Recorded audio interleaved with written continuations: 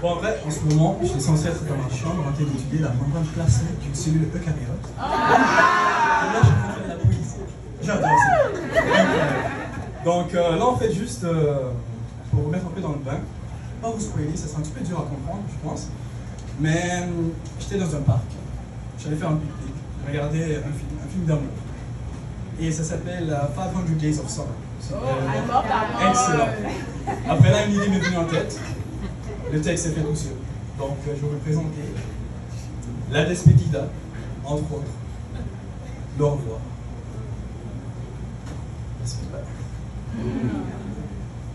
Un autre livre de brûlé, sans avoir eu la chance de savourer la douceur de ses premières pages.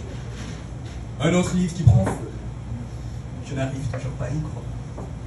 Et pris par ses uniques atouts et sa candeur, je n'ai pas su résister à son charme. Loin d'être anxieux, assis là sur ce banc, jour après jour, j'observais l'envergure de la beauté de ces pages qui valsaient au vent, tels des cheveux d'ange.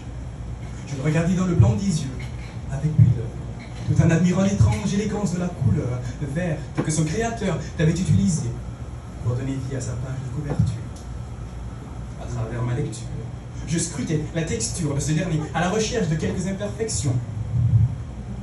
Je fus sidéré face à la nature de ces phrases qui donnaient sens à son histoire.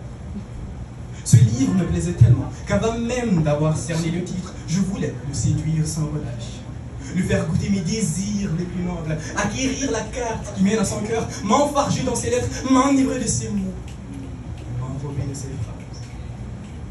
Pour ce livre, je me serais fait pousser les plus belles ailes pour sillonner les cieux et l'aurais cueilli le plus gracieux des bonheurs, car je voyais en lui une délicieuse intelligence et des goûts assez déconcertants. Il me plaisait par-dessus tout, étant donné qu'il renfermait une sagesse universelle, de la patience et une délicatesse qu'il faisait lustrer de mille soleils. C'était ce genre de livre exceptionnel qui l'écoute, le renferme, posé tout en haut de l'étagère en est de diamant. Il s'avère que le seul moyen de le faire sortir de sa tanière est de faire sa rencontre. C'est si le destin t'avait remis ses terres pour remettre sur mon chemin. Je voulais le garder près de moi et le chirer jusqu'à ce que la faucheuse me ressemble à nouveau. Mais au moins, jamais, je n'oublierai la fâcheuse blessure qui m'a fait figé au cœur. Lorsqu'il est venu le temps de le calciner dans la furieuse amertume ressentie après son rejet. J'ai beau forcer. Il était impossible de lire plus loin que le premier chapitre. Je leur ai regardé aux annoncer qu'il ne voulait pas. Il était catégorique sur ses faits, car il prétend que je ne possède pas les atouts nécessaires pour proprement le satisfaire, et encore moins le faire vivre dans le monde qu'il désire. Et selon lui, malgré ma bonté, due à notre différence de pensée, d'agir et d'observer le monde qui nous entoure, cela incombe que je ne saurais pas trop apprécier la valeur de 50 000 sans plein potentiel. Ma page de couverture n'était pas assez attrayante à son goût. Il n'y a cependant qu'un mal derrière ses propos, car son bonheur prime le mien. Même si je jubile à l'idée même de le lire, il est inutile de continuer à le courtiser, car lui ne ressent que dans ce plaisir. Alors je ne devrais pas me contraindre à le poursuivre et alourdir mon esprit. Il est de mon devoir de le libérer, car c'est ça le vrai. C'est ça le vrai. Vouloir et veiller au bien-être de l'autre, quelles qu'en soient les circonstances. Quelles qu'en soient les circonstances.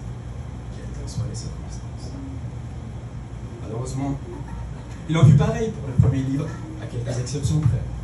Le tout premier livre, en ce qui le concerne, m'a ouvert la porte vers le romantisme, m'a sensibilisé à la bienveillance et m'a fait découvrir ce sentiment de vulnérabilité qui implique le fait d'aimer.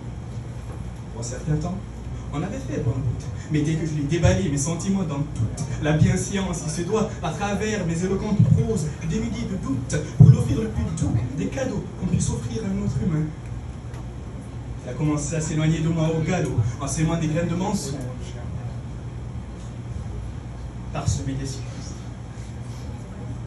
Sémant des graines de mensonges, parsemées des surprises. Loin d'avoir un esprit vindicatif.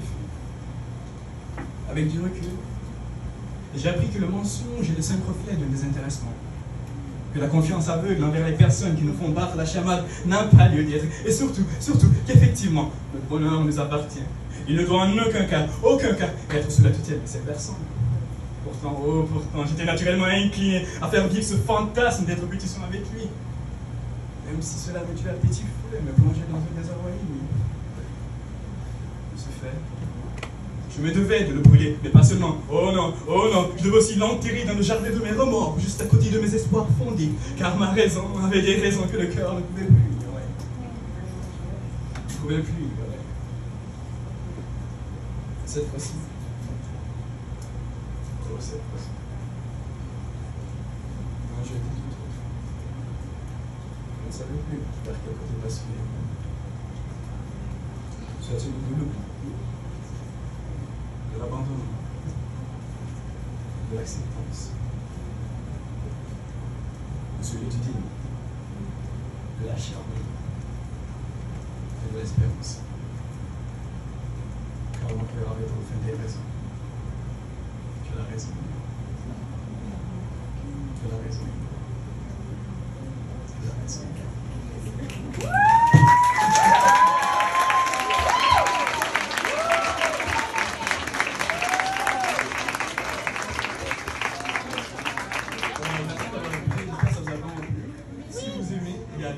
Sur mon Instagram, larson.geek, j'écris de temps à autre, je pense en bien, je les balance là-bas. Donc larson, L-A-R-S-O-N.geek. J'espère que vous avez aimé et